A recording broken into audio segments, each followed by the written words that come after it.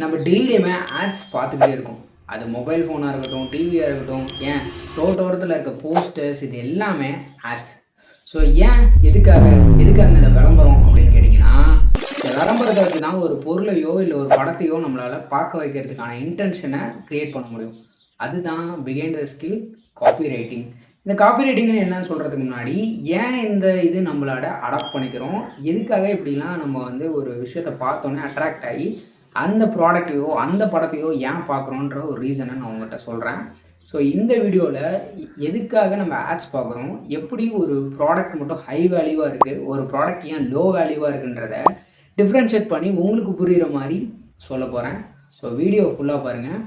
வாங்க வீடியோக்குள்ளே போகலாம். அதெல்லாம் உங்களுக்கு ஒரு விஷயம் தெரிஞ்சிருக்கும். காப்பி ரைட்டிங் அப்படின்றது ஒரு பிராண்டுக்கு பின்னாடி எழுதுகிற ஒரு ஆட் காப்பியாக இருக்கலாம், இல்லை அந்த வெப்சைட்டுக்கு எழுதுகிற ஒரு காப்பியாக கூட இருக்கலாம்.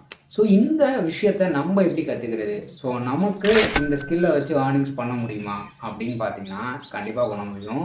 இது ஏன் அப்படி சொல்கிறேன்னா, இந்த டிஜிட்டல் வேர்ல்டில் எல்லாருமே ஸ்மார்ட் ஃபோன் தான் யூஸ் பண்ணுறோம். ஆவரேஜாக 2 hours சோஷியல் மீடியா யூஸ் பண்ணுறோம் அப்படின்னு நான் சொல்ல டேட்டா சொல்லுது.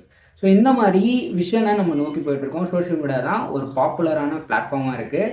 இப்போ டிவி பார்க்குறத விட சோஷியல் மீடியா தான் அதிகமாக பார்க்குறோம். ஸோ இப்போது உங்களை அட்ராக்ட் பண்ணுற மாதிரி ஆட்ஸை நாங்கள் க்ரியேட் பண்ணணும், வேர்ட்ஸை அதில் இம்ப்ளிமெண்ட் பண்ணி உங்களை அட்ராக்ட் பண்ணி எங்களோட ப்ராடக்ட்ஸ்லாம் வாங்க வைக்கணும் அப்படின்றது நிறைய பிஸ்னஸ் ஓனரோட கனவாக இருக்கும். அதே மாதிரி அவங்களோட சேல்ஸ் அப்போ தான் இன்க்ரீஸ் பண்ண முடியும். அதுக்கு முக்கியமான ஸ்கில்லு என்ன அப்படின்னா காப்பி ரைட்டிங். ஏன்னா காப்பி ரைட்டர் இருந்தால் மட்டும்தான் அதை பிராண்டட் கம்பெனியாக மாற்ற முடியும். அதுக்கு நான் முன்ன மாதிரி சொன்ன மாதிரி நிறைய கம்பெனிஸ் இருக்குது. ஸோ இப்போது நீங்கள் காப்பி ரைட்டர் ஆகிறதுக்கு இந்த 4 விஷயம் நீங்கள் பண்ணால் போதும், உங்களாலையும் காப்பி ரைட்டராக மாற முடியும். ஃபஸ்ட்டு காப்பி ரைட்டிங்னா உங்களுக்கு என்னென்னு ஒரு விஷயம் தெரிஞ்சிருக்குமா? So what is copy writing அப்படின்னு கேட்டால் ஈஸியாக சொல்லியிருக்கோம். ஒரு பிராண்டுக்கு பின்னாடி எழுதுகிற ஒரு காப்பி, அது வெப்சைட்டாக இருக்கலாம், வெப்சைட் காப்பி, இல்லை ஒரு ஆட் காப்பியாக கூட இருக்கலாம். ஆனால் அந்த பிராண்டுக்கு பின்னாடி ஒரு டைட்டிலோ இல்லை டேக்லைனோ நம்ம தான் க்ரியேட் பண்ணணும். ஸோ காப்பி ரைட்டர் அதை தான் க்ரியேட் பண்ணுவாங்க. ஸோ செகண்ட் திங் என்னென்னா, இது எங்கெல்லாம் யூஸ் பண்ணுவாங்க அப்படின்னா ஆட்ஸில் தான் மெயினாக யூஸ் பண்ணுவாங்க. இல்லைனா போஸ்டர்ஸ், இல்லைனா தம்ப்நெயில் டிசைன்ஸு, இந்த மாதிரி நிறைய விஷயனுக்கு இந்த வேர்ட்ஸை யூஸ் பண்ணுவாங்க. ஸோ அதுக்கு தான் காப்பி ரைட்டிங் முக்கியமானது. ஸோ தேர்ட், இது மூலிமா எப்படி ஏர்ன் பண்ணுறது அப்படின்னு கேட்டிங்கன்னா, இது மூலிமா ஈஸியாக ஏர்ன் பண்ண முடியும். எப்படின்னா, நீங்கள் உங்களோட காப்பி ரைட் ஒவ்வொரு ப்ராடக்டை எடுத்து நீங்கள் உங்களோட ஓன் காப்பி ரைட்டிங்கை சொல்லுங்கள்.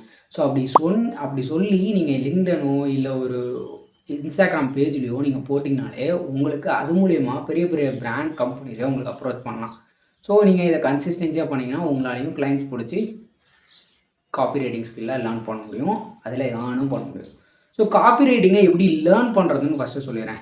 காப்பி ரைட்டிங்கை லேர்ன் பண்ணுறதுக்கு மெயினாக ப்ராக்டிஸ் தான். ஒரே ஒரு விஷயந்தான், பேப்பர் எடுங்க, எழுதிக்கிட்டே இருங்க. ஸோ அதுக்கு முன்னாடி சின்ன சின்ன வேர்ட்ஸை குறைங்க.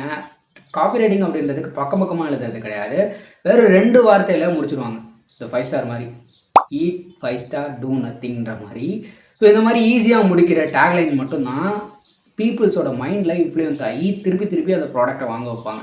ஸோ இதே மாதிரி நீங்கள் உங்கள் ப்ராடக்ட்டோ இல்லை உங்கள் ப்ராடக்ட்டுக்கோ இல்லை மற்ற பிராண்ட் ப்ராடக்ட்ஸ்க்கோ நீங்கள் காப்பி ரைட்டிங் பண்ணுறது உங்களோட க்ரியேட்டிவிட்டியை இன்க்ரீஸ் பண்ணும். ஸோ அதனால் சொல்கிறேன். ஸோ இப்போ எப்படி காப்பி ரைட்டிங் பண்ணுறது ஒரு பேசிக் எக்ஸாம்பிள் சொல்லிவிட்டு இந்த வீடியோ முடிச்சுக்கலாம். ஸோ கடைசியாக ஒரு டிப்பும் சொல்கிறேன், வீடியோ ஃபுல்லாக பாருங்கள். ஸோ இப்போது நான் உங்களுக்கு 2 ப்ராடக்டை கொடுக்குறேன். ஒன்று ஒரு சாதாரண ஒரு ஜாமு, ஸோ இன்னொன்று பார்த்திங்கன்னா ஒரு ஹை குவாலிட்டியான பிராண்டட் கம்பெனியோட ஜாமு. ஸோ இதுக்கு 2க்குமே டிஃப்ரெண்டான என்ன அப்படின்னா, இந்த ஜாமுக்குன்னு பின்னாடி ஒரு காப்பி ரைட்டிங் இருக்குதுன்னு சொன்னேன். இப்போது இந்த காப்பி ரைட்டிங்க்கு காம்படிட்டிவ் ப்ராடக்டாக இந்த ஜாமை நீங்கள் மாற்றணும். ஸோ இதுதான் உங்களோட டாஸ்க்கு. இப்போ நீங்கள் எந்த மாதிரிலாம் காப்பி ரைட்டிங் பண்ணுவீங்க அப்படின்னா, இதுக்கான சைக்காலஜி, இப்போ ஜாம்னாலே மக்கள்கிட்ட எப்படி இருக்குது, மார்க்கெட் ரிசர்ச் இருக்குது, எந்த ஜாமை அதிகமாக வாங்குறாங்க அப்படின்ற ஒரு ஐடியா நமக்கு தெரிஞ்சிடணும். ஸோ எப்படி சொன்னால் மக்களுக்கு இது புரியவும் அப்படின்றத நம்ம தெரிஞ்சு வச்சுருக்கணும். அப்போது இதுக்கு சைக்காலஜி ப்ளஸ் ஸ்டோரி டெல்லிங் இருந்தாலே ஈஸியாக போயிடும். ஸோ இந்த வீடியோவில் இந்த 2 காப்பி ரைட்டிங்கும் உங்களுக்கு டாஸ்க்காக கொடுத்துருக்கேன். முடிஞ்சால் கமெண்ட்ஸில் இதுக்கான காப்பி ரைட்டிங்கை போடுங்க. ஸோ நெக்ஸ்ட் வீடியோவில் நான் உங்களுக்கு இன்னொரு ப்ராடக்டை எப்படி காப்பி ரைட்டிங் பண்ணுறது அதை லைவாகவே உங்களுக்கு காட்டுறேன். ஸோ அதையும் மிஸ் பண்ணாமல் பார்க்கணும் அப்படின்னா என்ன மறக்காமல் சப்ஸ்கிரைப் பண்ணுங்கள். லாஸ்ட்டாக ஒரு டிப்பு சொல்லிக்கிறேன். So everything is a marketing behind the copy writing and psychology based. நீங்கள் டெய்லியும் பல ப்ராடக்டை வாங்கி உங்கள் டைமையும் உங்கள் மணியையும் வேஸ்ட் பண்ணாதீங்க. My personal suggestion. தென் உங்களில் க்ரியேட்டிவ் மைண்டை யூஸ் பண்ணுங்கள். ஸோ உங்களாலையும் earn பண்ண முடியும், பெரிய பிராண்டை க்ரியேட் பண்ண முடியும். I hope with you. So bye bye.